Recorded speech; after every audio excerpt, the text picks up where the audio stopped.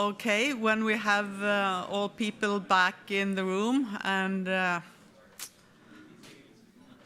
seated, I hope you enjoyed this little break with small drinks or coffee. But having said so, I would like the person presenting the Coca-Cola project to identify him or herself. We miss one of the projects, which happens to be the Coca-Cola. I don't know why, but that's how it is. Do you have... Coca-Cola is not present. We had Heineken yesterday, so there might be something that I won't compete with. But nevertheless, the person being in charge of Coca-Cola, please come to these nice guys over here, the technicians, and provide your presentation there. But okay, we have more interesting things on the program.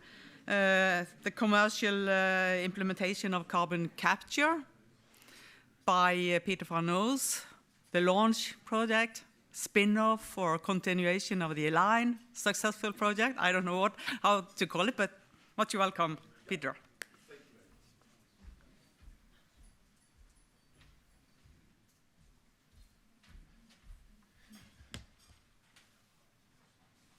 Okay, good morning, everybody. I'm Peter van Oels. I'm from TNO, and I'm presenting the launch project. So it's great to be in Rotterdam on this marvelous ship. Actually, it's great for you because I live in Rotterdam, so I'm here every day. But it's great to be here and a very nice location that the ACT committee selected for this conference. This project is already going on for quite a while, so I'll lead you to the main results and the highlights. But I have quite a lot of slides, so I will just grab to the slides. It was a bit of a roller coaster, so stay with me during the presentation, and I will give you some highlights. Let me see how this works. So LAUNCH is a project in Act 2. It stands for Lowering Absorption Processes, Uncertainty, Risk, and Cost by Predicting and Controlling amine degradation. And it's all about degradation in CO2 capture solvent for post-combustions. We have 11 partners from the Netherlands, the UK, Germany, Norway, and USA, and we have a budget of around 7 million euros. So this is really the issue that we want to tackle. Post-combustion solvents are great, but they degrade. So over time, the performance goes down. You have increasing corrosion, and that hinders the operation and also the implementation and acceleration of CO2 implementation. So what you see here is a graph that has been taken from RWE. 2 MEA campaigns, same solvent, maybe different settings, maybe a bit of different flue gas. But what you see is a degradation profile, and at the first campaign, the degradation kicks in after 100 days, and on the second campaign, after 250 days. And when the degradation kicks in, it really kicks in. Then in 1 or 2 weeks, you have to go out of operation, replace the solvent, because you cannot operate anymore. And it's also not handy to replace half of the solvent, because then the degradation just continues. So finding a solution for this problem is really key for the implementation of post-combustion capture. On the left-hand side, you see a paper about the Boundary Dam project, the biggest CCUS project in the world. They spent millions of euros on solvent replacement because of degradation. So tackle this project is really important.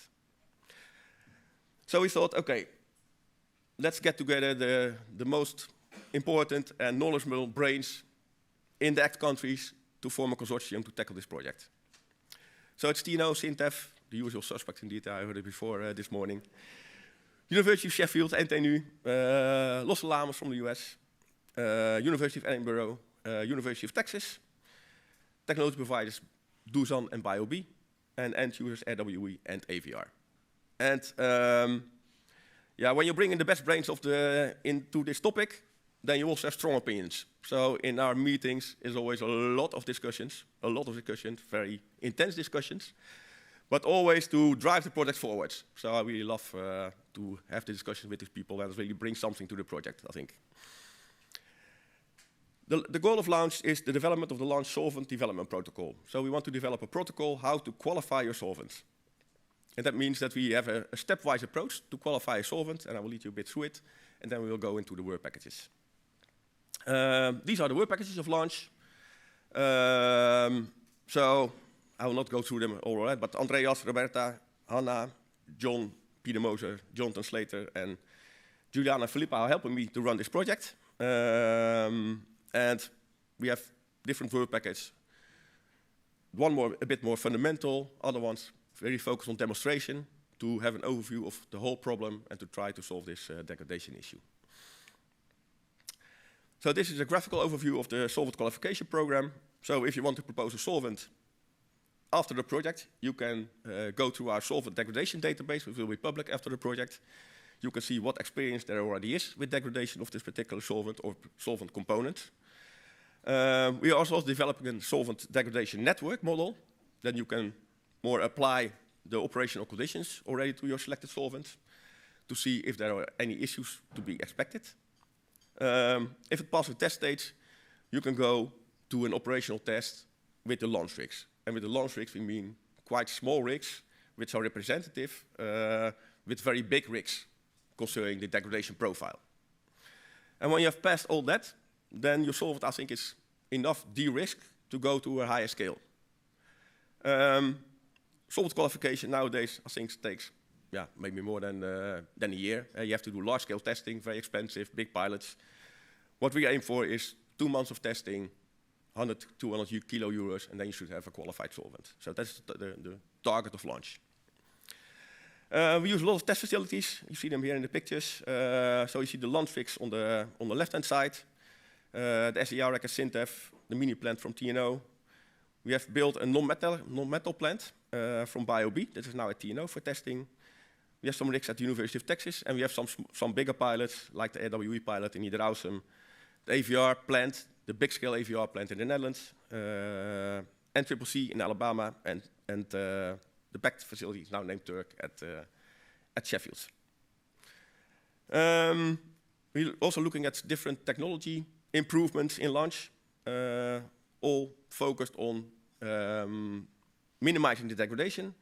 So we're looking at contaminants removal, we're looking at oxygen removal, and two-sparging, all to keep the solvent in a good health, so to say. We have some impact from COVID, of course. I think everybody who was running a project the last 3 years had some issues with COVID. We had an extra issue because the PACT facility was also flooded just a few months before the COVID hit. So the plant was out of operation for almost 2 years. So that hindered a lot the testing that was going on at Sheffield. And we had a lot of also on-site campaigns where our mini plant would go to RWE, which was not possible. So those campaigns are all delayed, so the results are now coming in. And we also have a campaign planned at AVR, which was extended to the second half of this year. So we asked for a 6-month extension to complete the project. And luckily, that was granted by ACT, so we can end the project in a good way. Now, very quickly through the work packages. Work package 1 is about predicting degradation. So there we're going to fill this database that I mentioned before. This will be publicly accessible after the project. We have all data from our experiments on the mitigation measures. That will be input to our solvent degradation network model. And we also do some exercises on big data modeling, where we use Python as a resource to do analysis of big sets of data. Control and degradation is really a technical work package. So we do tests with different solvents to remove oxygen from a solvent. It's called DORA, Dissolved Oxygen Removal Apparatus, technology developed by TNO, which has been testing with various solvents and also with different membranes to optimize the performance of that technology. At the University of Texas, they have done tests with nitrogen sparging to remove oxygen from the solvents. That's also still ongoing. And we have this non-metal plant. This has been constructed by BioB. So it's a plant where the solvent is not in contact with metal anywhere. So also all our sensors, heat exchangers, couplings, everything is plastic. And there we want to really see the influence of metal on the degradation of the solvent. So we're going to do a campaign of a few weeks without any metals, and then we're going to dose metals to the solvent and see how that works out. Unfortunately, the plant has arrived at TNO, and we have commissioned it, but then we had a leakage with a seal, so we had to stop operation. And delivery time of the seal was 3 months, so we're expecting it in the course of next week, and then we can restart operation again. So you can have a pandemic, and then you are very much delayed, but you can also have this kind of little issues, and then you're also delayed for 3 months suddenly. But this will be, I think, very interesting. I think it's the first time that we have this part at this size has ever been done, so it will be very interesting results. The role of metals in degradation is studied in the metal plant, but also at the University of Texas in a much smaller scale setups. So Gary Rochelle with his students have a metal-free lab reactor, and then they dose also all kinds of separate metals and see the influence if they can act as an oxidation catalyst. And they also tested a lot of resins to see if they can also remove these metals from the solvents.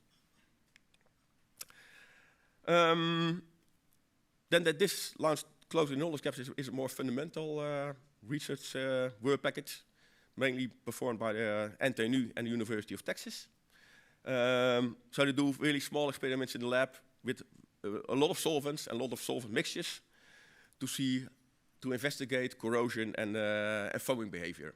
And the results of these will also be uploaded in the solvent degradation database, that it's also accessible for the public what we have done there. Then we have the development of the large qualification program. So that is comparing a lot of data of a lot of our experiments. There are experiments at Turk, there are experiments at RWE, there are experiments at TNO. And we try to use the same settings in different plants to see if the degradation behavior is comparable. And if not, try to find an explanation for that. And if it is, try to find the angle, what is really causing the degradation.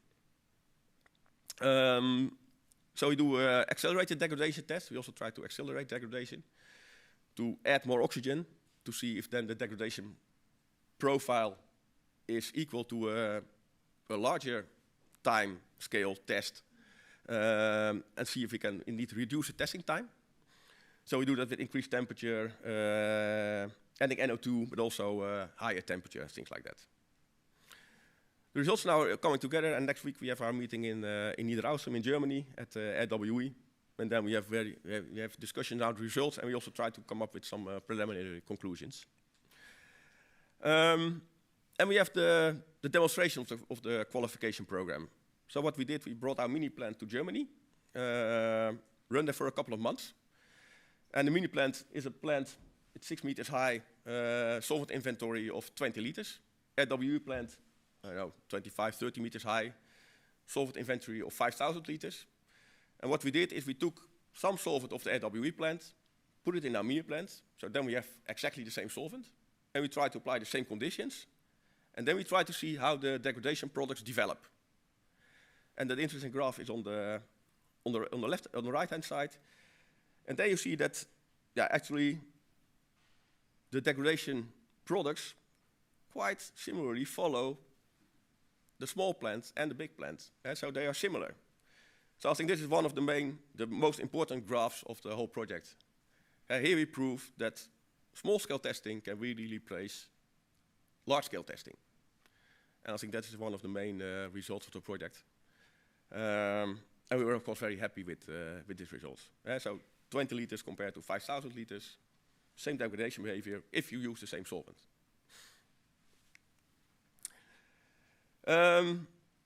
We tested for a long time at RWE. RWE, one of our main assets. Peter Moser running that campaign for 1,100 days already, so almost 3 years. He's running the CCUS solvent. And every line you see here is a different mitigation technology. So we applied a lot of mitigation technologies during this campaign to see what the degradation does on the solvents during these campaigns. And the solvent is Coca-Cola. The Coca-Cola project is not here, but we all have some Coca-Cola here. It's very dark, but it still functions. It still captures CO2 and it's still operational. So color is not always an indication for degradation. So we're still moving on with the campaign until the end of the project. And I think this will reveal a lot of interesting results. And also at MemCCSEA in the US, results are ongoing with nitrogen sparging and iron removal and things like that. And then at Work Package 6, we have the techno-economic evaluation. So that's by Dusan. Dusan have a lot of experience with techno-economic evaluations. So they developed an in-house tool that we can use for the project, and that we can use to assess all these mitigations measures that we have implemented, and to see how that works out on the cost of operation of a big-scale plant. That's the ultimate goal, to see how that works out. And for these launch rigs, you saw a lot of different rigs. We're also publishing a design of a launch rigs that would be representative for this small-scale testing. So that also becomes available for everybody who wants to build this kind of rigs and wants to use them for small-scale testing. So there's a lot of also public information available from this project for the world to use to improve the degradation profile, to improve their solvents, and to have a faster time to market, because that's what we're looking for. There are a lot of solvents already in use, of course, by a lot of suppliers. They can use the results to assess their own solvents. But we also need new solvents, I think, with better performance and a fast way of testing this kind of solvents.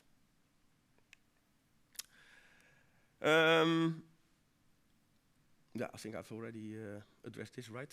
So this is the target. That's 100 kilo euros per solvent to qualify a solvent using this launch solvent qualification method. We're quite active on the social media, so we have a website. You can see also some movies of the arrival of the mini plant at Niederaussem. Quite some nice movies are there. We're active on Twitter. We have a LinkedIn page.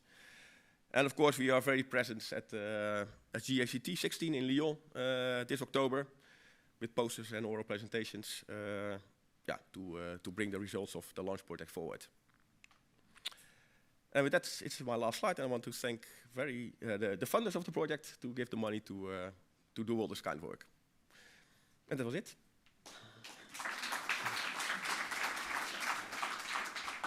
Thank you so much. I think we have time for one short question and a short answer. Okay. Huh? Hello.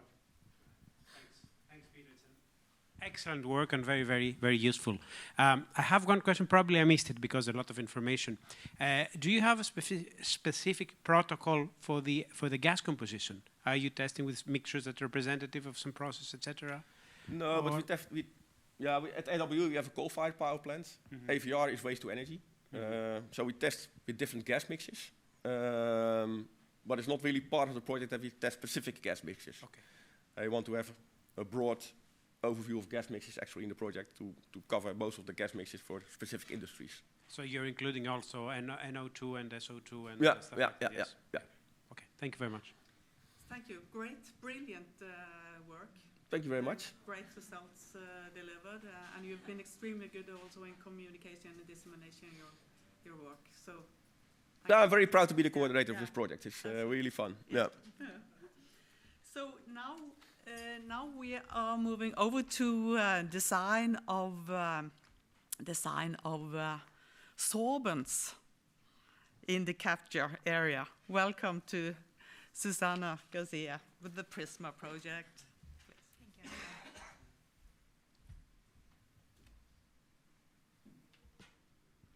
Thank you. Okay, good morning, everyone. I'm Professor Susanna Garcia from Hergot University, professor in chemical and process engineering there, and also the associate director on carbon capture and storage at the Research Center for Carbon Solutions, which is also based at Hergot University. I've got the hard task to go after Peter, so hopefully the project looks as good as the previous one. And I'm going to start with the acknowledgements first. So thank you very much to the funding countries to support this project, and also to some of our industrial partners that have given cash to assist with the activities. So thanks very much to all of them for helping with this. And then what's the vision here in PRISMA? So it is clear that if we are going to meet our net zero greenhouse gas emission targets by 2050 and even earlier in some of the countries, like for instance in Scotland, we will need to decarbonize our energy systems. And basically what that means is that we will need to take CO2 out from many different CO2 sources. And equally, we will need to be sending that CO2 to many different sinks, what we call sinks or destinations, depending on where you are based and your local constraints, regional constraints, and so on and so forth. So basically in PRISMA, what we believe is that there isn't a single solution for that, and that for each specific CO2 source, CO2 sink combination, there is an optimal process and an optimal material that provides the most cost-effective solution. So this project, the PRISMA project, is based on solid sorbents, so basically gas-solid separation technologies that are at a much lower TRL level than, for instance, amine-based systems, but that show great promise when it comes to reducing both the cost and the environmental impact. Therefore, what we are trying to do here is we are trying to identify what's the optimal material for a specific separation, what's the optimal process, and whether indeed that can compete with the current state of the art and the other capture processes that are being considered. So PRISMA stands for Process-Informed Design of Tailor-Made Solvent Materials for Energy-Efficient Carbon Capture. And our overall aim, it's mentioned there, is to accelerate the transition of energy and industrial sectors to a low-carbon economy. And the way we are hoping to do so is by developing a technology platform to tailor-make cost-efficient carbon capture solutions for a range of CO2 sources and CO2 sinks or destinations.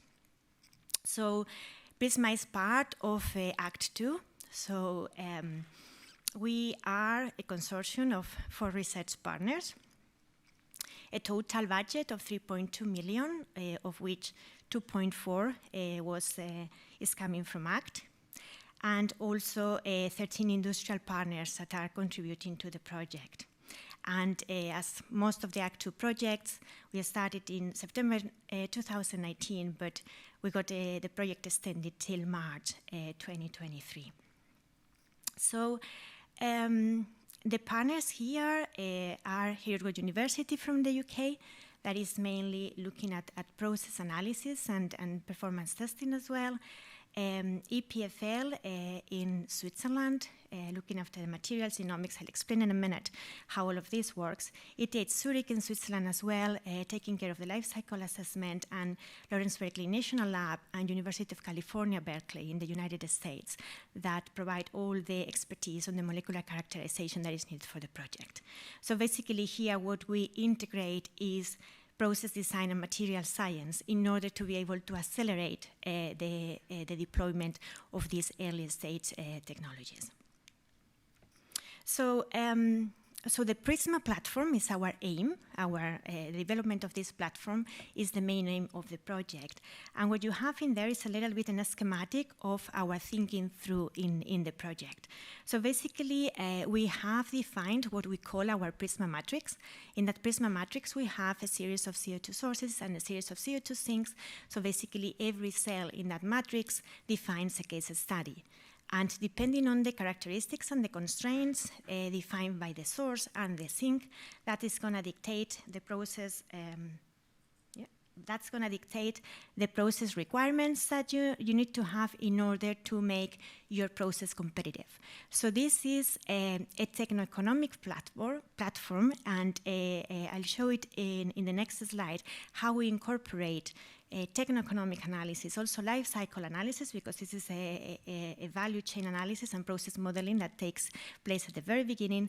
And we basically evaluate whether the process can be competitive or not.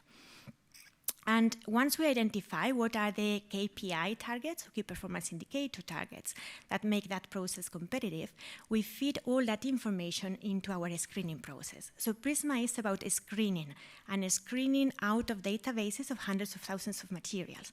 So we are probably the project that starts at the lowest possible TRL level. My colleagues at EPFL joke all the time about how they have managed to bring our TRL level to almost negative. But I would say that with the project we are advancing the most, I guess, because by the end of it we will have combinations of processes and materials ready for TRL 5. So then the screening that takes place in PRISMA is taking place in silico. What that means is that it takes place on a computer. But that screening is informed by the process requirements or KPIs, which is a real breakthrough in terms of what has been done before in these particular capture technologies. And of course, once we go through that in silico screening exercise, we identify our top performing materials, and those are the ones that we move into the lab scale, that we synthesize, characterize, we test their performance, and basically we validate the whole platform. So two main key technical outputs in this project. As I said, the very first one is a technology platform, or a methodology for systematic exchange between material science and process engineering. And then the second main technical output is the set of case studies that will be ready for TRL 5. I have to say, before moving on, that you see 4 research partners in there, in that slide. There is a fifth research partner that is not included there. Unfortunately, in the project, we had a lot of issues with the fifth partner, and last year we just decided to take separate routes. So the PRISMA consortium as it stands is the one I'm representing today, but if you want to know about the fifth partner, you need to talk to the Norwegian program manager. So what's the aim then of PRISMA? This is the aim. We are going to have this open access platform available for everyone to basically feed in the requirements of your process and identify whether there are any potential materials out there that are worth for your specific industry, and equally for the materials developers, which normally don't have the bandwidth to, of course, test and evaluate their materials for all potential applications, to sort of feed in their materials in there and check whether they are any good for any capture application. So this is then the main output. So how does it look like, our platform? You've got a wee schematic there with the 4 different layers. So we start with the life cycle assessment at the very top level, where we look into the 3 different phases of an LCA, so the synthesis of the material, the use in the capture plant, and the disposal.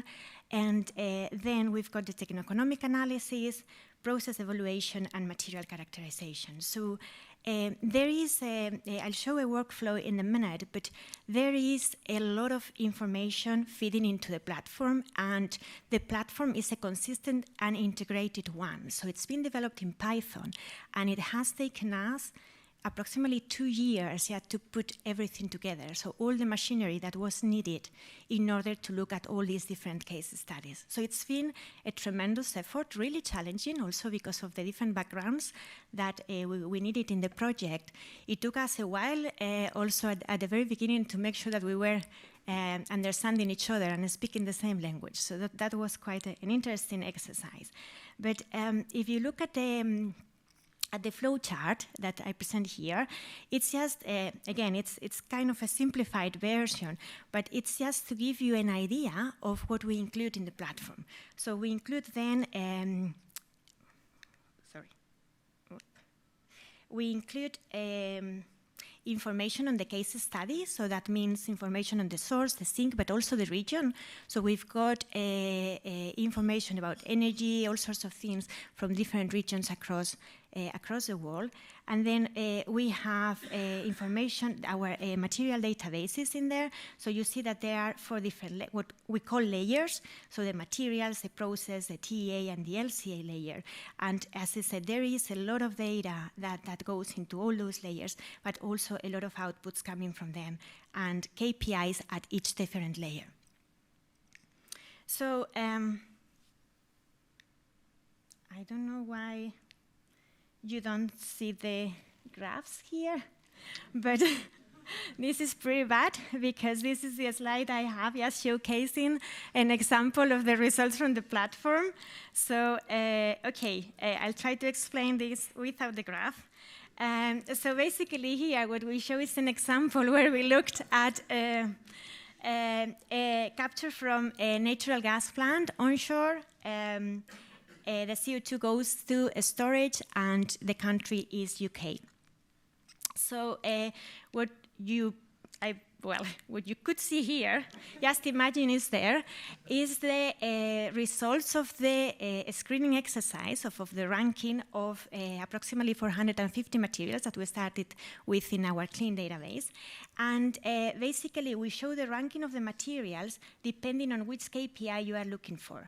And these KPIs are coming from the different layers of the platform. So you have selectivity here, purity, productivity, cost of CO2 avoided, and then the last 2 KPIs relate to the LCA layer, so climate change and material resources. So it's a real shame you cannot see it, because the results are quite shocking in the sense that I have highlighted in the graph the top 10 performers for each of the layers, depending on the KPI, and it's really shocking how that changes, and it highlights how important it is to integrate everything when trying to ascertain or evaluate potential promising materials for carbon capture applications. So if you want to have a look at it, my laptop is here. Just stop by, because it's really nice. And something else that we also do, because this is a question we always get, in our process modeling exercise, we mainly have, at the moment, CO2 nitrogen gas mixtures. So we don't consider any of the impurities that are present in the CO2 gas stream, but one that we do consider, because it's a very relevant one, especially also when working with solid sorbent materials, is water. So what happens with the water in terms of the performance of your material? So that's something that we do include. And basically, in this graph, what you should see is the effect of water in the performance of the material. So this is something that we also do thanks to our molecular modeling team. And basically, ideally, you want to be in this diagonal, and you want to be in red, because that means that your capacity is not affected by water. And indeed, we can identify materials that are promising ones in that sense. So that's all when it comes to the platform in PRISMA. Something I wanted to mention also before finishing, and I'll go through very quickly, is some of the collaborations with other ACT partners. So I was very nicely placed here in between Peter and Hannah. And basically, this is a collaboration that we did with Alliance CCUS. So in PRISMA, as you can imagine, we are screening. And that means that we are generating a lot of data, really a lot of data. So we make use of different artificial intelligence tools and machine learning methods to exploit that data and mine that data in order to gain more knowledge. So this was a really nice collaboration we had with the Alliance CCUS project, because we had a lot of data in there from experimental campaigns, which we were really struggling to sort of make sense of because of all the externalities that happened in the experimental campaign. So with the ML techniques developed in PRISMA, we were able to come up with a very nice model for that hopefully we can also follow up in the Act 3 project scope. And just very briefly, to finalize very quickly, in terms of main outputs and impact, I stand here as a very proud project coordinator, because I think the project has been extremely successful. We've got more than 25 publications in very high impact factor journals so far, including Nature, that really exposed the project a lot to all sorts of stakeholders. Of course, well, contributions to conferences, to public dialogues with within the UK, prices, several contracts with companies that are interested in basically applying the platform to their specific industries, and also a couple of follow-up projects, one of them to look into decarbonizing industries in the UK clusters, and a second one from the Grantham Foundation to specifically extend the platform for direct air capture applications. And last but not least, thank you to my team, the PRISMA team, who has done a fantastic work over the past 2.5 years, and sometimes it hasn't been easy. So thank you to them all. Thanks. Thank you so much, Susanna. You have spent all your time, so unfortunately there will be no questions for you right now, but great project. It's a pity that the information, the precise information was lacking, but I hope we will have it made, all the data come through when we upload everything for our web, because it's not secret. No. And the good thing is also that you demonstrate the collaboration with the former Act 1 projects, and now also focus on the next project to be on the stage, which will be HANA with the SCOPE project. You have already mentioned it. And now we are getting to know something more about amine-based CO2 capture. Am I right, Hannah? Yes. Yeah, thank you. We need more knowledge. Okay. My name is Anne Kvamsdal, and I work for SINTEF in Trondheim, Norway. I'm the coordinator of the SCOPE project, and it's about sustainable operation of post-combustion capture plants.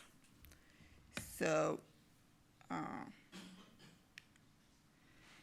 so in this project, we will not focus so much on CO2 emission, but emission of amines and amine degradation products, which comes from the capture of CO2. And of course, we have been working on this topic in many different projects already. We know that we can control it, but there are still some important knowledge gaps that we need to close, and we will do that in SCOPE. And also, in this project, we will work together in a more holistic approach. So in that we will follow the treated gas from the source into the atmosphere and to the final destination of all the different components. So, and particularly we will build upon results from Act 1, Alliance CCUS, and the launch project, as you heard about earlier.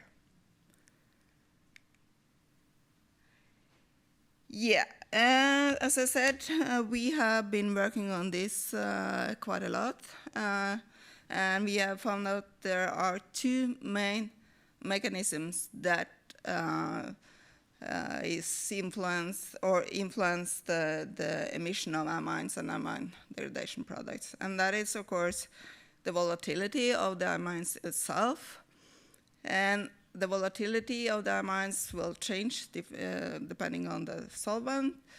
And it's also very important that it may be caused by formation of aerosols. And it's very important to know how those aerosols are formed, and because they can lead to amine emission of quite high level. And we know that some of these amines can lead to harmful nitrosamines and nitramines. So it's important to reduce the amount of amines emitted to the air and the environment. So we will expect very low emission limits, and but it's also essential that the CO2 capture plants are environmentally safe and well regulated.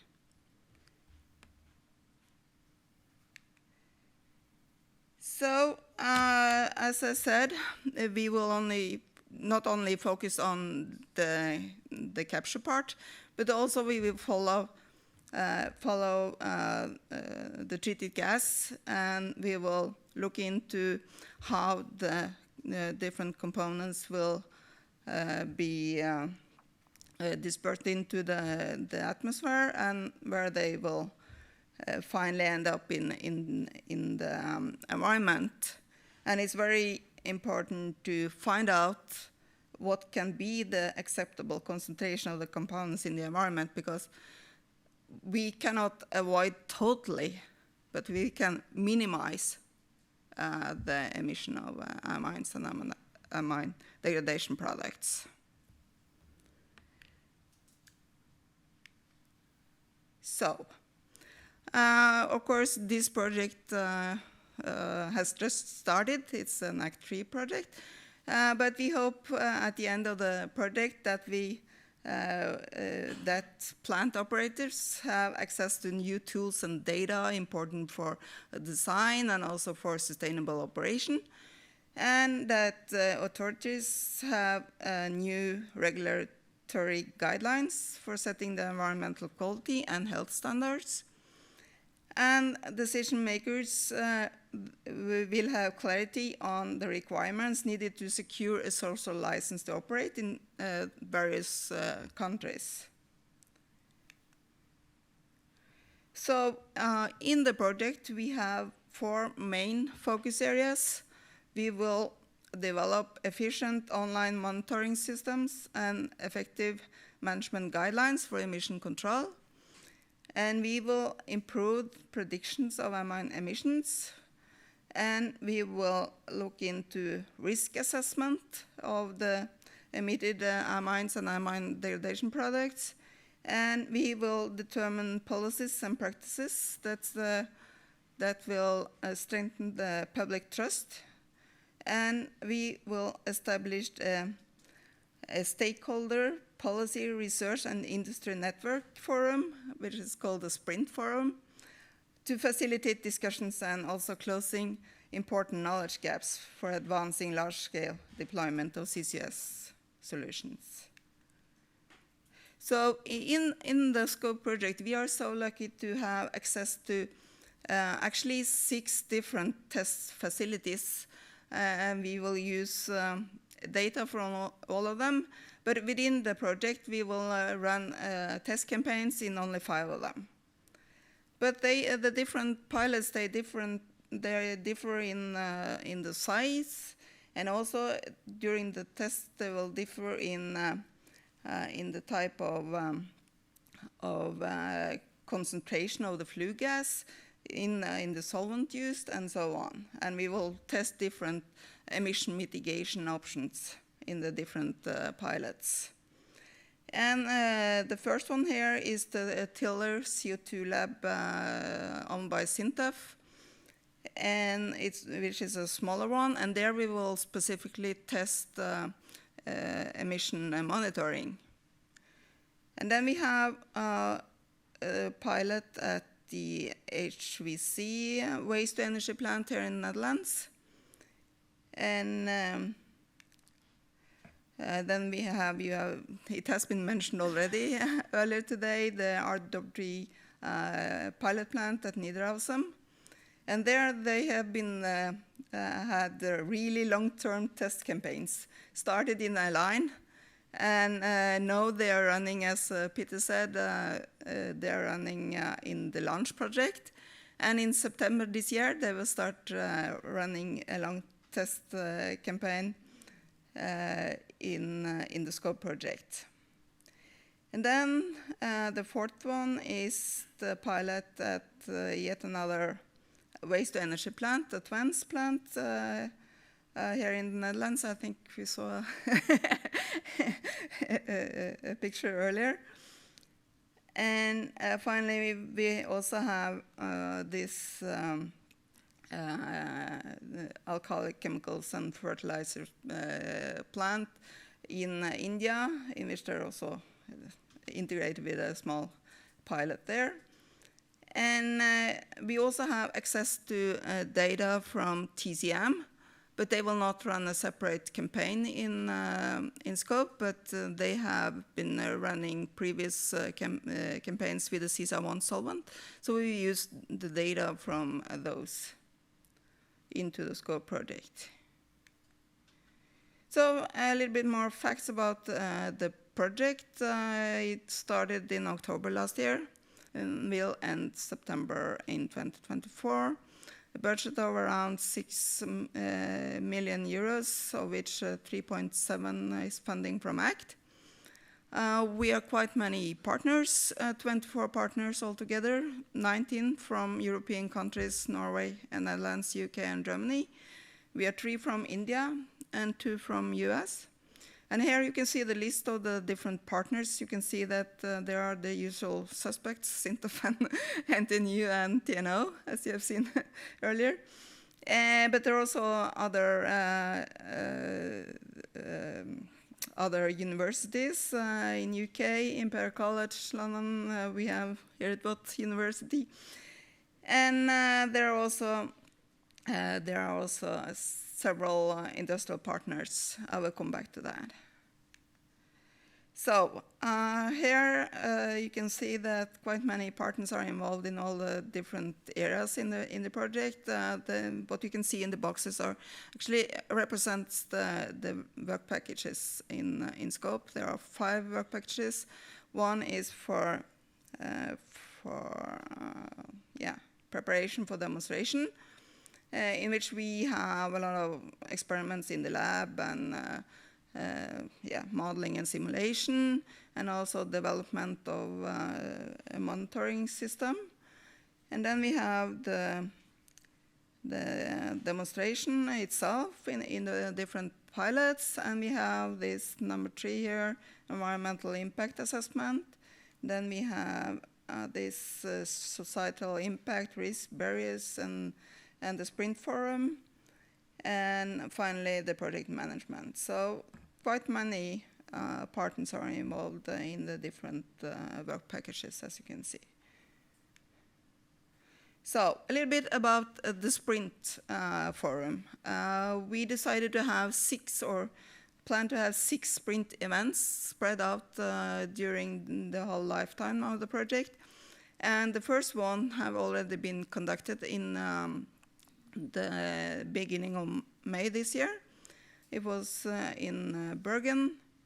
I will come back a little bit about that.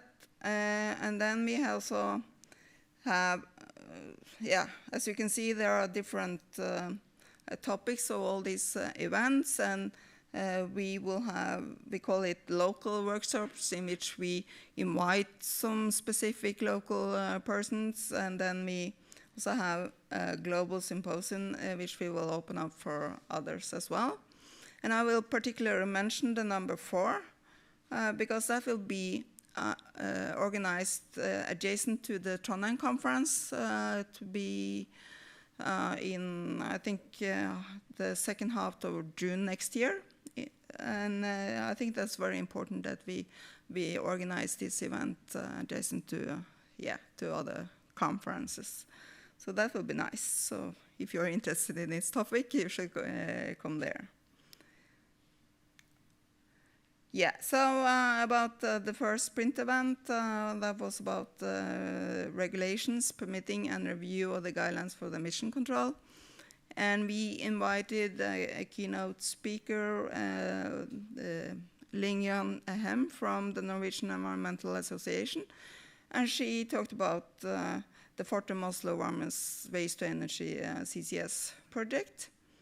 And before the event, there was organized a stakeholder survey amongst the internal partners industrial partners in scope, in order to identify consistencies and differences in regulatory and permitting process across 5 European countries, and also look into variation in levels of state support for carbon capture technologies. So from this graph, you can see that there is quite a lot of spread regarding which industry the different stakeholders or industrial stakeholders represents in scope. And I have to finish. Okay, just some main conclusion from this event is that the operators have to comply with a wide variety of regional, national, and international regulations. And in all the surveyed countries where a specific permit is needed to operate a capture plant, the requirements are considered clear and the processes are described as extensive. And we also learned that this event is very important for further work within this topic in scope. So with that, I will finally like to acknowledge the funding from the 6 ACT countries involved, and also some of the Norwegian industrial partners who contribute with cash to us researchers, which is very important. And also, if you would like to learn more about this project, we have a web page, and as you can see here, and we are also, we will be more active on LinkedIn and Twitter, but you can follow us there. And I forgot to put up here that we also will have a presentation at the GHGC 16 conference, 1 oral and 2 poster presentations. So with that, thank you very much for listening. Thank you so much, Hannah. I'm sorry that we are about running out of time, but there will be a session for questions and answer a little bit later. Just mentioning the GIGT conference, there will be a number of the ACT projects present there, and we'll try to figure out which and when, and so we can see if we can have some common meeting or whatever, what might be on the agenda. But now, since we are ownership, and we talked about cement industry, waste to energy, not so much about power, but the importance of understanding gas and depleted oil fields and so on. The time is to focus on the maritime sector. I think this is really timely, and it really was kicked off by the MC project led by Greece. And it's not George focusing on the membranes who will present this project, but it will be Arkivi. Welcome, and as I understand, you will take over this project from now on. Thank you. Until end. Welcome.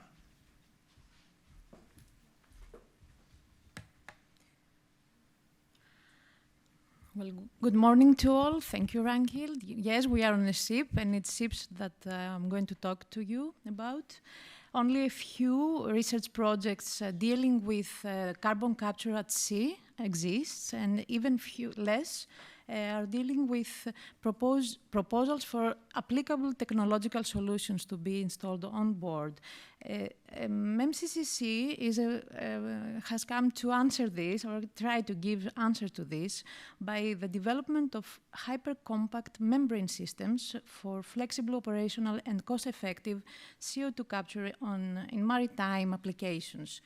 The key objective that we have set is to achieve higher than the state-of-the-art performance, meeting targets such as the recovery of main engine CO2 emissions greater than 90%, overall CO2 emissions reduction greater than 50% after the addition of the CCS plant, and a 10-fold reduction in system volume, while in the same time reduction of the operating costs greater than 25% after the addition of the CCS plant, comparing to conventional scrubbing technologies.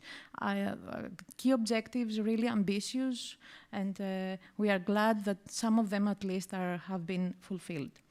The work of MemCCSEA project has been organized into 6 work packages. First one deals with the process requirements, definitions, and the specifications.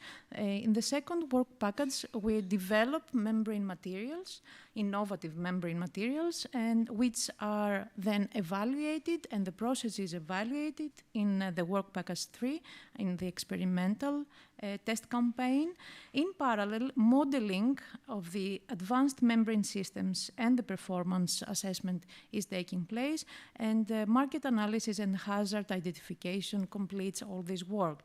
Of course, a specific management work package has been designed, and in order to secure that our results are properly and efficiently disseminated to the relevant stakeholders.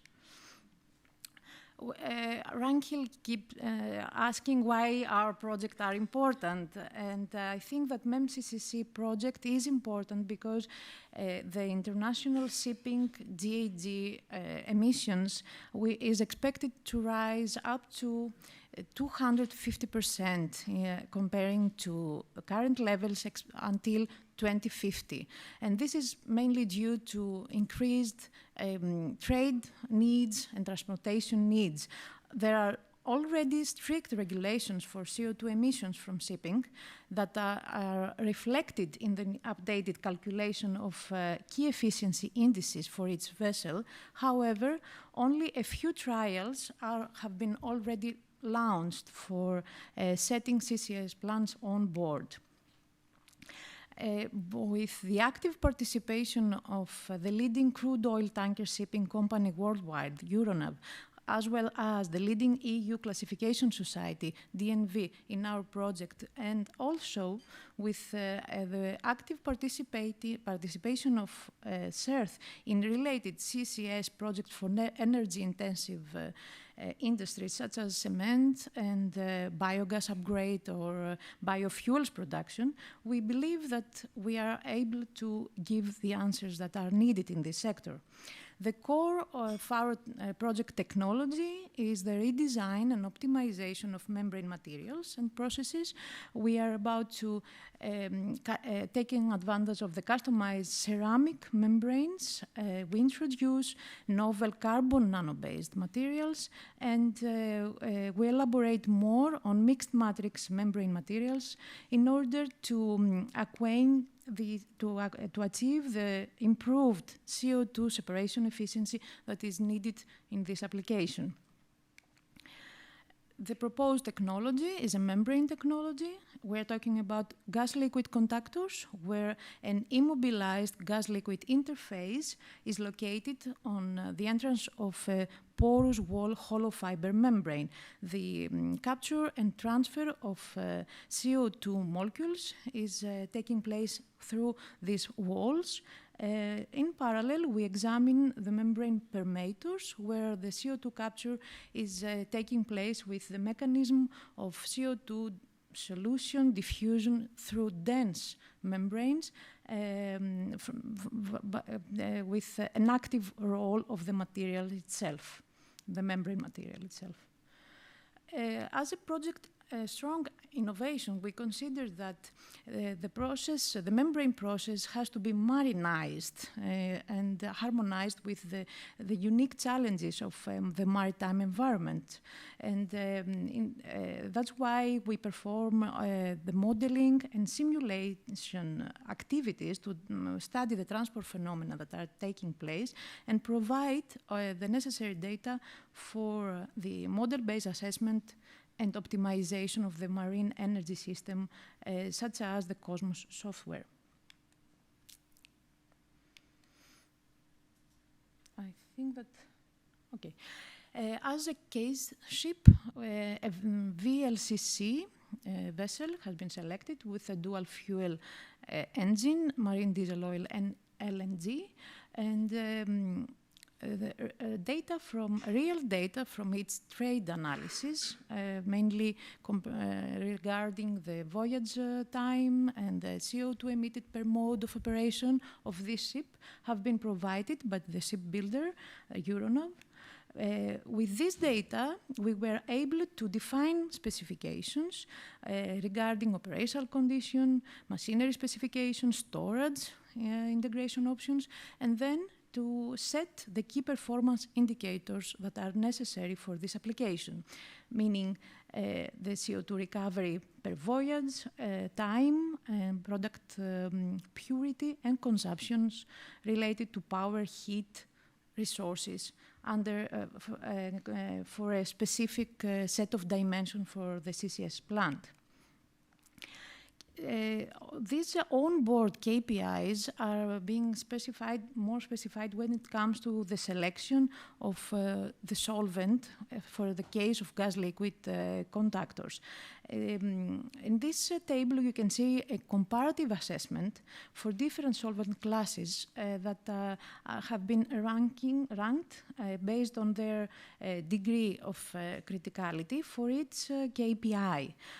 You can probably see that there are some groups that perform really well concerning CO2 loading and energy penalty, such as phase change solvents and ionic liquids. However, their low maturity is not makes them not a good choice. Then the second best choice for us would be, of course, the amine group solvents and some aqueous mixtures of salts. This table could be further updated with collaboration with launch projects and adding here the degradation effect that it is well studied in those projects. Of course, when we capture CO2, we have to do with this. We have to do something with it on board as a short-term storage until the ship reaches the land. And this is an issue that is being studied in our project to face the carbon storage short-term storage challenges on board, such as limited space and sea motion, etc. The consortium can propose several technologies here, such as turning CO2 to solid products such as carbonates or hydrates. However, liquefaction seems the most appealing option for this onboard application. The concept, as I described it before, for the gas-liquid membrane contactors needs really hydrophobic behavior for the membranes. And in this project, we have developed ceramic membranes with extremely hydrophobic character and really high liquid enter pressure values up to 12 bars, which are characteristics considered as excellent choice for membrane conductors. Of course, we still need to scale up ceramic membrane modules for this application, and we work on this. For the case of membrane permeators, when we introduced graphene in the polymeric matrices, we achieved excellent CO2 over nitrogen selectivity and then a great increase in CO2 permeance for those materials comparing to the polymeric itself. So these characteristics are considered very important figures for the membrane permeators. What we are still working on is how to prepare the mixed matrix membrane as a thin film over porous support in order to increase its stability. Towards this direction, the building of membrane support layers, in CERT we have launched a new project which deals with the 3D printing technology of membranes. And we are developing materials, even metallic membranes, for different applications. And we are really enthusiastic about this because it's a new field for the membrane world. All these new membrane materials, they need dedicated evaluation, and what we employ is the gas permeation evaluation, and to quantify pure gases, permeances, and with dedicated pilot units, and this finds application also in other fields, such as solid electrolyte films for battery applications. To consolidate what we have acquainted in work package 1 for the specification, the definition of specifications, and of course the materials that we have developed, we proceed with experimental evaluation of the membranes and the processes, and then we build an ashore pilot testing unit to demonstrate the CO2 capture potential for the developed systems. Some highlights of our results concerning, first of all, the gas-liquid conductors can be seen in these graphs. Tests under different operation modes and the various parameters revealed that we can have complete CO2 removal from our gas stream for a prolonged time. But however, when we operate in a recycle mode, however, the treating capacity can be much higher. When we turn to once-through mode, what we would like to propose here is to reserve this high performance by controlling the addition, working with recycling mode, but adding fresh solvent while removing the spent one. Results with ceramic membranes can give even higher treating capacities and very stable operation for several hours without having the wetting phenomenon, which is a disadvantage of the membrane, or any performance loss, even in low temperature. However, in this case, our CO2 removal efficiencies were up to 60%, which is low for our goal. The prototype pilot unit that we built in CERT is even for both gas permeator and gas liquid conductor. And now we are evaluating these systems under simulating process conditions regarding flow rates and gas compositions. Again, a highlight of this, the results so far concern the application of ceramic membranes for gas liquid conductor, and under simulated marine engine flue gases and seawater-based solvents, what we get is really high efficiencies under a broad range of L/G ratio of flow rates of liquid over flow rate of gaseous phase, when we used several seawater-based solvents, but very, very diluted, and testing under different temperatures. The process, all these data form our data banks to be offered for the process modeling that is predicting the transport phenomena coupled with thermodynamics solutions, and describing the overall mass transfer coefficient. These data are being included in the Cosmos software, where the real world of the ship is depicted. And of course, we have performed estimations of space, energy, and for the onboard membrane capture system, and compare it with a conventional scrubbing system, amine-based. Of course, last but not least, we have performed a systematic review of possible risks in an approach of a hazard analysis. Results will present it at the end of the project. And as a key achievement, now I present that the ship case has been selected, and all the operating conditions and exhaust gas have been defined. The materials for the membranes and the solvents have been selected, developed, and screened. And the prototype pilot unit for Azure membrane testing is already running in our facilities.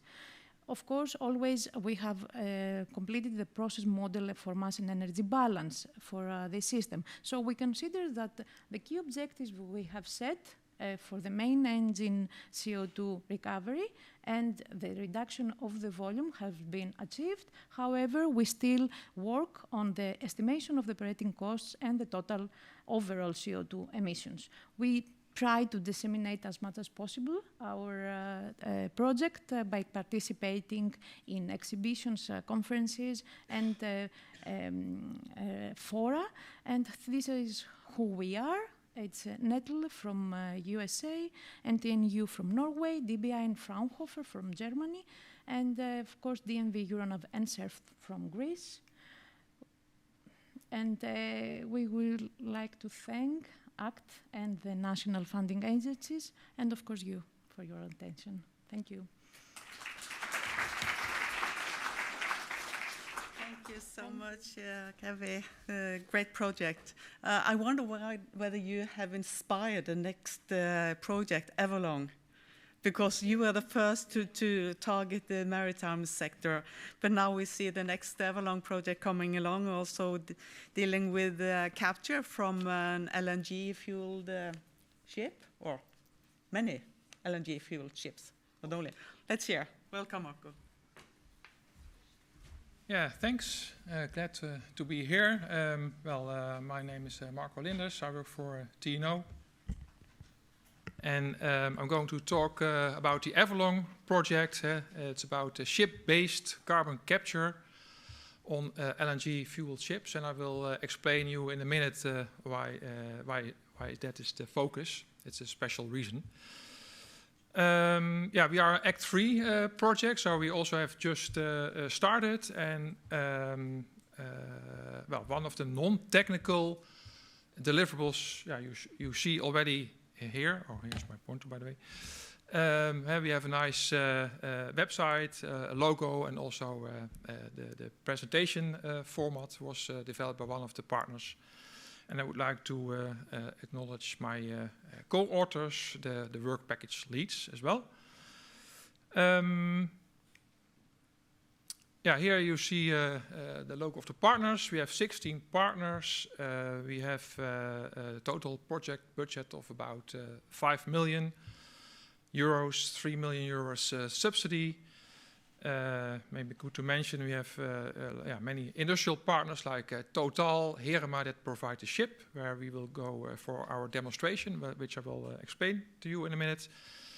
And we have 3 leading class society partners like Lloyd's, Register, Bureau Veritas, and DNV on board as well.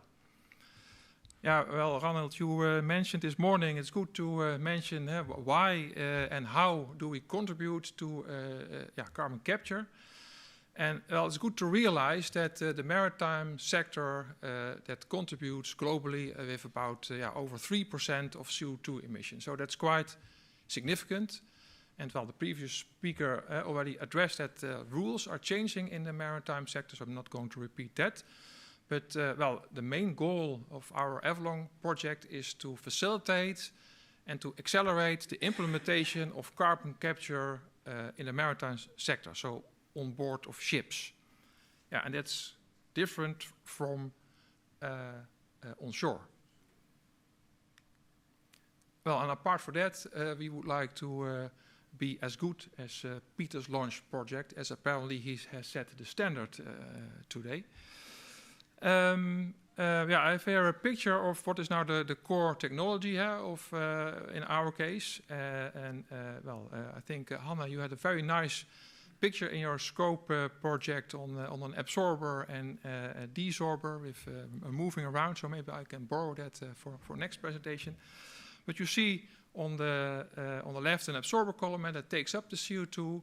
On the right, a desorber that regenerates the CO2 that's being released. And 2 things to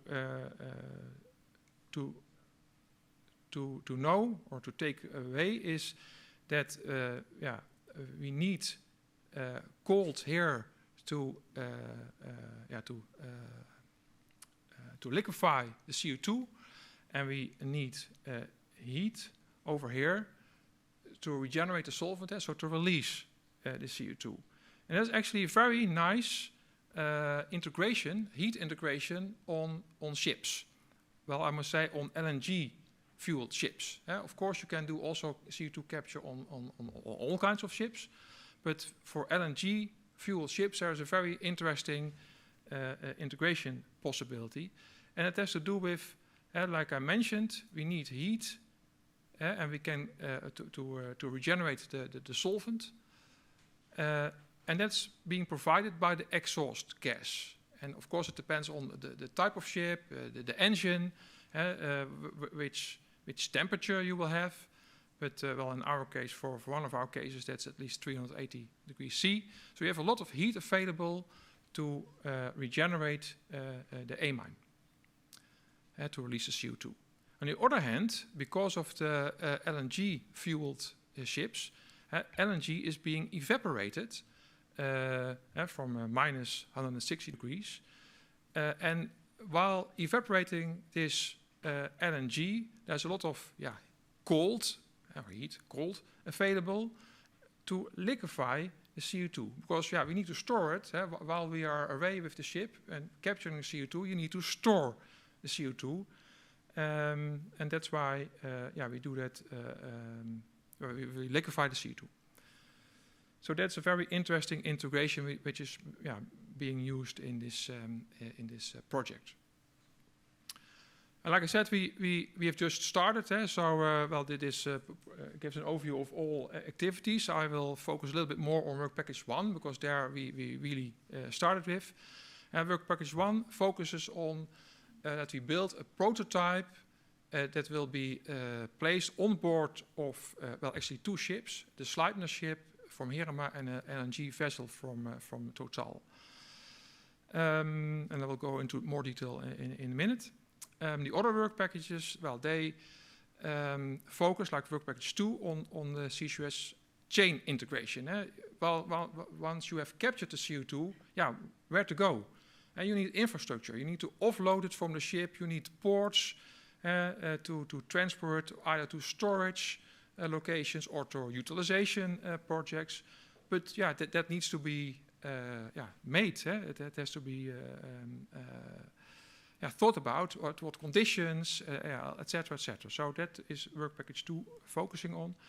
Work package 3 is looking at the impact of a ship. We have, well, also like the previous speaker showed, there's a capture plant on a ship, and that's different than on shore. There you have space, but how to integrate this on a ship? These huge, tall columns, in our case, and that's both for retrofitting as well as new build. In case of new build, of course, it's easier to start with, but still you need to think about how do I integrate these kind of systems in a ship. The fourth work package concerns life cycle analysis and techno-economical assessment. And then we have a fifth work package, very important as well for regulatory framework. So we have these class societies on board because there are a lot of regulations on ships where how to put these kind of installations there. What does it mean for the integrity, but also for the mass? The ship needs to be still in balance if you put these systems on board of ships as well as a storage of CO2. You cannot have that your ship is suddenly well, falling aside or whatever. So they are heavily involved in these safety issues. Well, work package 1 really started up. On the right you see our small mini plant container in, or mini plant in the container. And that's next to the Sleipner. I will show you in the next slide. So what we first did, we did a small pilot with this capture plant on a Sleipner ship to get already some lessons learned and to take that into the design of our prototype. And I'll also come to that in a minute. Next, of course, we need to prepare the ships when the unit is coming. We need, of course, to build the prototype unit. and we need to measure during 2 campaigns. I think a 3-month campaign on the Herma and 6 months campaign on the LNG vessel from Total is foreseen. And yeah, you see here, well, this is, the Herma slide it's a very big, well, it's the largest grain vessel. And you see here the container where our mini capture plant is located.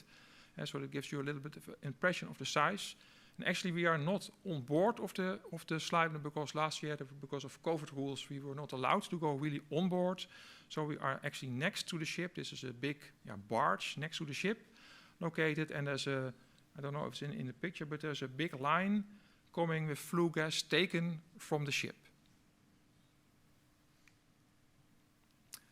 So what we did a over 200 hours campaign using the MEA, the benchmark solvent.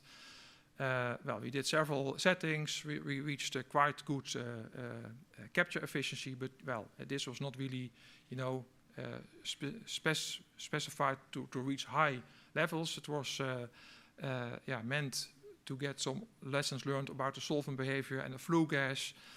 And which we could take with us to the design of the big prototype unit. And actually we got already some lessons learned from that.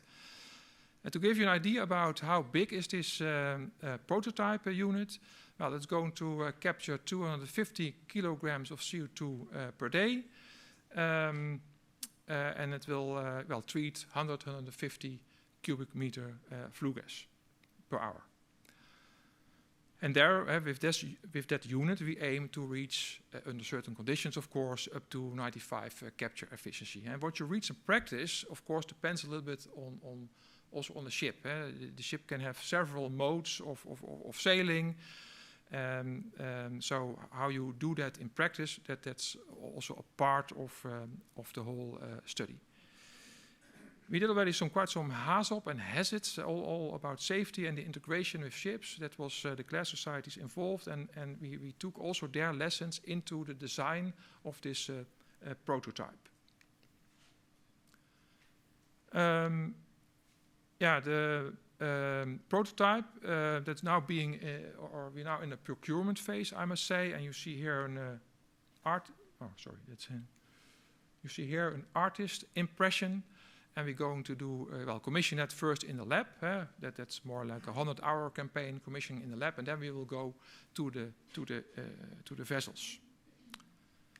I have here a little bit bigger picture of how this looks like. We have actually 2 containers where the equipment is in, and what we will do is we will mount the tall columns right on one of the containers, and there's also a liquid storage tank. And we hope that this becomes available by the end of by the end of this year. But probably it will be early next year.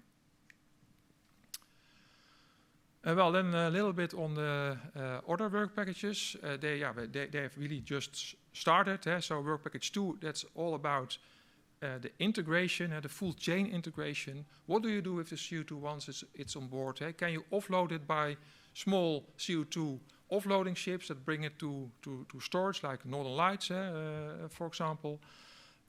Or will you transport it to a port? Also, what is important is to address solvents, the degradation. We heard all about the degradation of solvents, so we can also learn there, because we will take standard MEA solvent. So we can learn a lot from the other projects like Launch and the other scope, which were mentioned before. And but how to deal with that?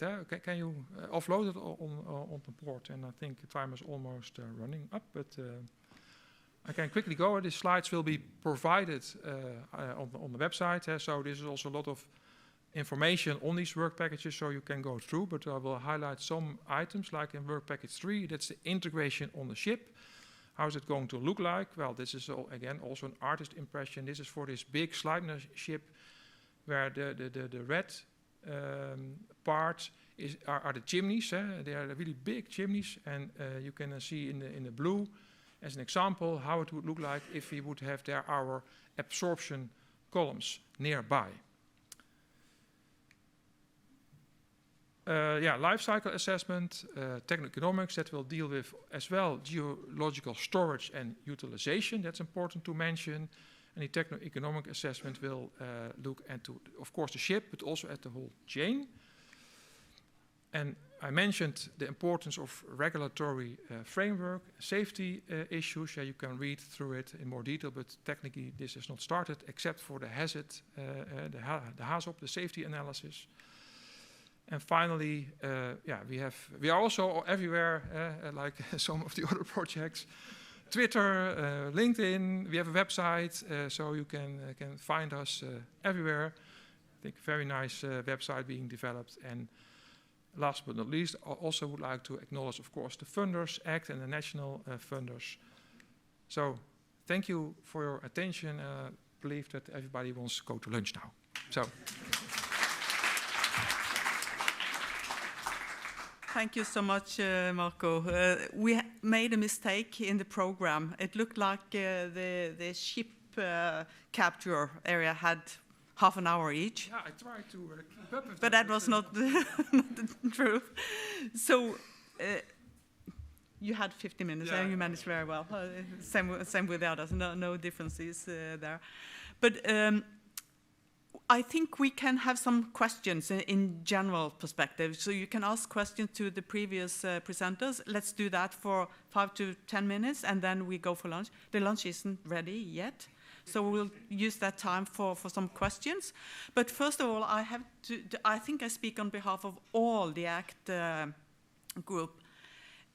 The projects we have seen and been presented for, and those will come in the afternoon, they are really, really on the top scale. They are so interesting, but I have to admit, I don't understand all the technical issues, but I have a feeling that they will really deliver good and excellent results and drive this technology forward in a number of sectors. So it's really brilliant. Thanks to all of you for that. Open up for some questions. And yeah, that's a good idea. The presenters on the stage, please.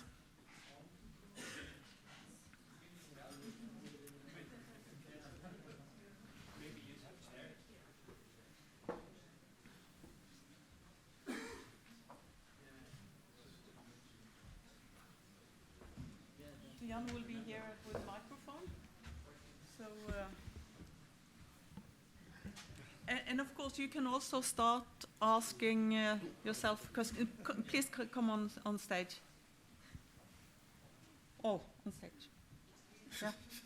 Come on. Yes. Talking about pressure. Yeah. Stress. Huh? Yes. Yes. So, questions to this fantastic group? Just fire off. Thank you, Paul Colden from Spherim. I've got a question for Susanna. Thanks for the presentation. One of the things that you talked about were the different KPIs that you're using to distinguish between the different sorbent technologies. I saw their productivity and maybe capacity. Why would you look at capacity when productivity is the most important thing? And can you explain how you define the productivity for these different types of mechanisms for different types of sorbents? Yes, in the figure on the left-hand side that you couldn't see, there wasn't capacity there. It was productivity and selectivity. So those were selectivities at the very basic layer, because that's something we can calculate very easily with molecular modeling, and then productivity, we get it out of our process modeling layer. So the productivity is basically the amount of CO2 that you get, that you recover per amount of material and cycle time, considering the whole cycle. In the platform at the moment, we have temperature swing and temperature vacuum swing adsorption processes implemented as process strategies. We will be extending that to pressure swing and other type of mechanisms there with solid sorbents, but at the moment it's TSA, TVSA with fixed bed, what we have implemented. The uptake that you saw was on the right-hand side figure, and basically there what we looked at was the difference in selectivity under wet conditions versus dry conditions. And we plotted the selectivity of the ternary versus the binary, and then also in a color coding we had the capacity, because ideally you don't want the capacity to be impacted by the water. So that's why I mentioned that we want, or we are looking for materials that are in that diagonal in the chart. Okay, thank you. I think we should ask for short questions and short answers. Sorry, that so we can have them all involved.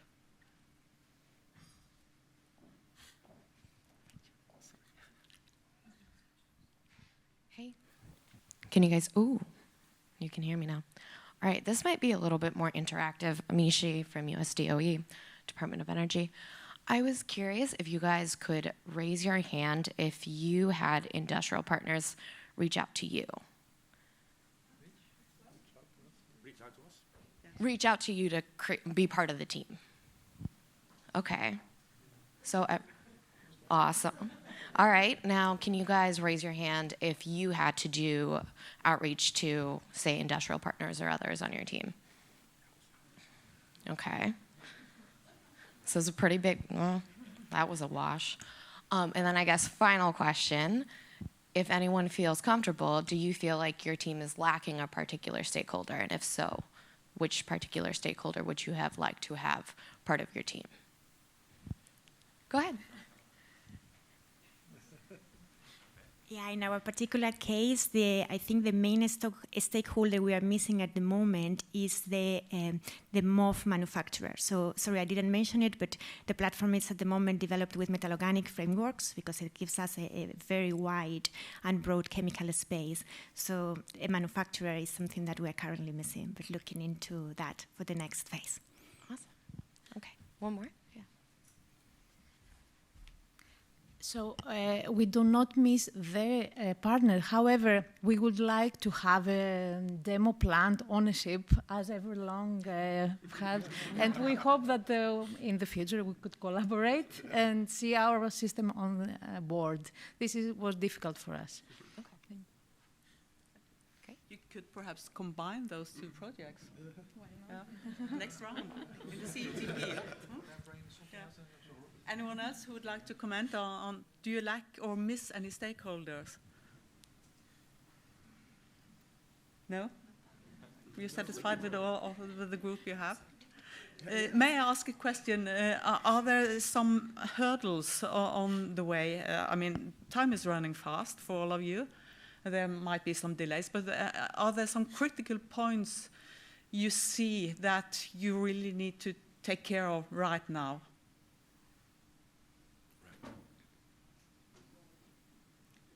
Nothing? No. Can I say? Yeah, of course. For Act 2, Act 3, future Act projects, maybe also EU projects, consortium agreements between different countries, non-EU countries, always difficult. Yeah. Took a long time in launch, took a little less time in other projects because we've had our lessons learned. But that is always in the start of the project very difficult to have an agreement on the terms and conditions very fast. Yeah. I think that's something which you also take into account because the cooperation is great. With the US, we want to more with India in scope. I mean, it's all great, but yeah, to get the project running with the right consortium agreement in place is always difficult. Yeah. We totally agree with this. Thank you for saying. Yeah, we'll feel sorry for that. Yeah, I know it's help it, but it's a practicality. It is, absolutely. We could hope it could have been better, but let's see how we can fix it. Question by the audience? Many hands now raised. So I don't know. Yeah. Yes. It's in the front there, yes. I was allowed. I'm Roberta from TNO. I have a question actually for MemCCSEA project. Did you do any compatibility tests with the solvent and the membrane? Yes, we studied this, the compatibility of the solvent with the membranes because we ran long experiments and we were watching the wetting of the membranes and, of course, the compatibility with the rest materials of the modules. Yes, of course, amine group of solvents could be more harsh for polymeric materials. Yes.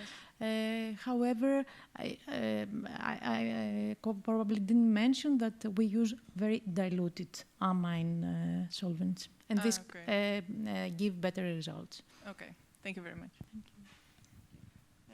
There's a hand all in the back and also in the middle back of it, I think.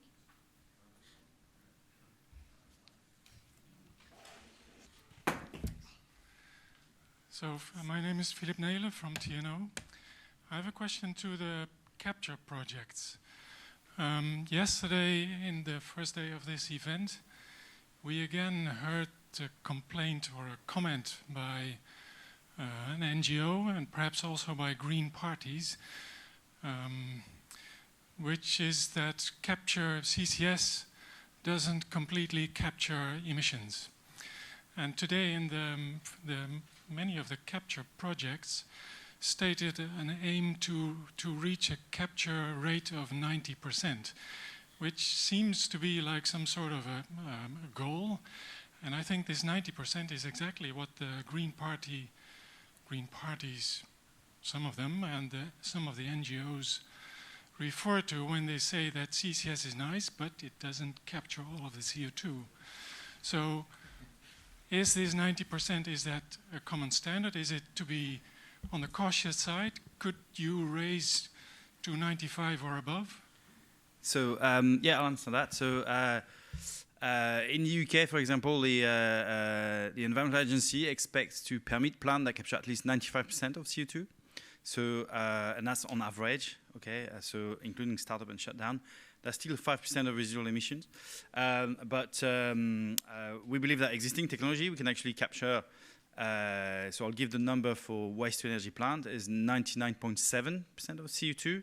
And the CO2 that's missing is CO2 from the air. So we can actually capture 100% of the CO2 from the combustion of waste. It's the same if you make hydrogen, if you make SMR, you can capture 100% of the CO2 coming from natural gas.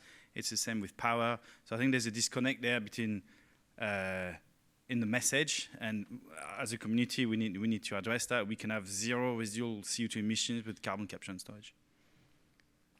But yeah, there's clearly a disconnect there, and we need to be better at communicating on that. Maybe an addition from ship-based carbon capture. For ships it's a little bit different, because on shore the waste-to-energy process, they run, well, more or less continuously. But a ship is not like on a continuous engine mode. So that already gives challenges. So we aim as high as possible.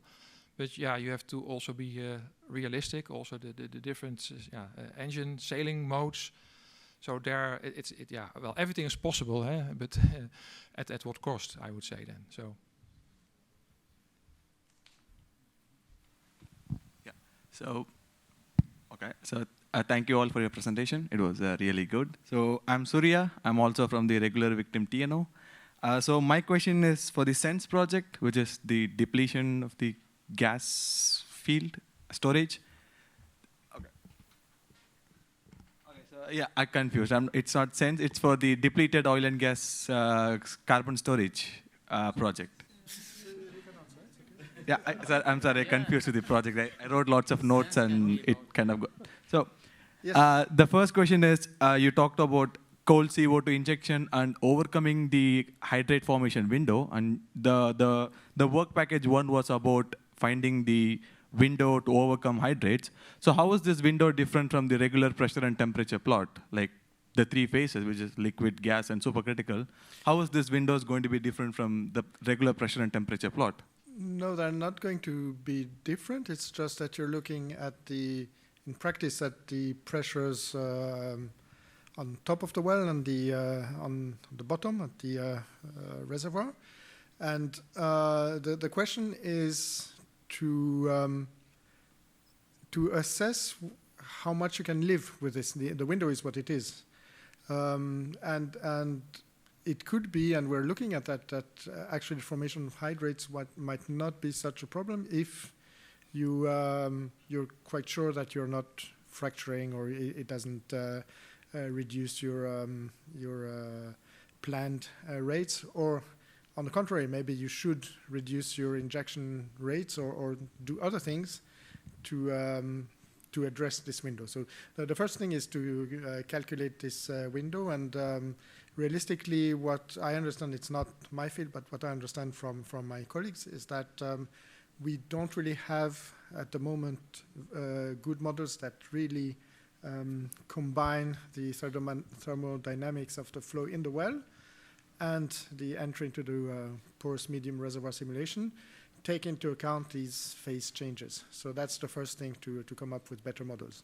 And this will be done by the University of Cambridge, by TNO, and also EBN are working on that. Would you like to add something? I can add going to, as you mentioned, SENSE project. So actually, in SENSE we are looking into deformation. But depleted, say, link between depleted reservoirs, if you fill up with some gas, some pressure, goes only to original pressure, not overpressure. Still, you will get some uplift, because we have seen in Belgium when they stopped coal mining and then the tunnels were filled with water, surface were going up about 20 centimeters. So that will happen. And SENSE or other projects, geomechanics, can help to see what's happening on the ground. Thank you so much. I have a final question, and that is a yes or no, because we are leaving very soon for lunch. The idea by bringing these type of projects together and mixing it like we've done is that we want to create the basis for new collaboration and inspiration. So my question goes to all of you. I'll start over there. Yes or no? Have you discovered possibilities for new collaboration with some of the other projects? Yes or no? I would say yes.